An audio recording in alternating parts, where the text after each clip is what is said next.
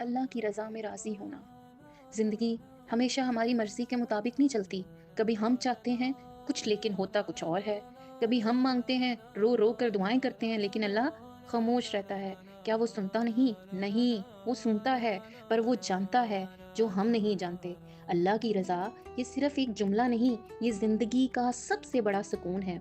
जिस दिन इंसान ने दिल से कह दिया, या अल्लाह मुझे तेरी हर बात मंज़ूर है, उसी दिन से गम कम नहीं होते, पर बर्दाश्त का हौसला मिल जाता है। लोग नहीं बदलते, पर दिल बदल जाता है, और दिल जब बदल जाए तो पूरी दुनिया बदल जाती है।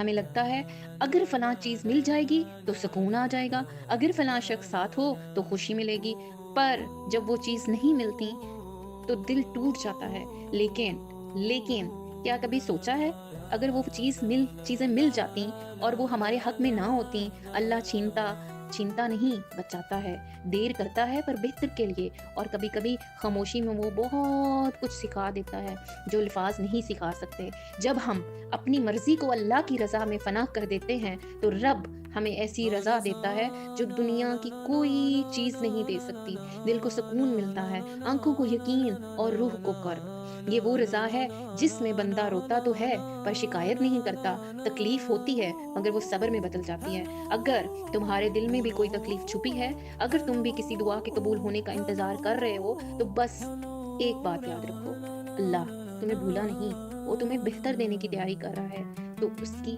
रज़ा में राज़ी हो जाओ, चाहे वो तुम्हें अता करे या रोक ले, क्योंकि वो रब है और रब कभी गलत नहीं होता। जो रब की रज़ा पर राज़ी हो जाए, जो रब की रज़ा पर राज़ी हो जाए, दुनिया उसे कभी तोड़ नहीं सकती। जज़ाकल्लाहु खैरन। Please Like, subscribe comment, my share channel, and subscribe like, my share channel. And please comment. Jazakallah.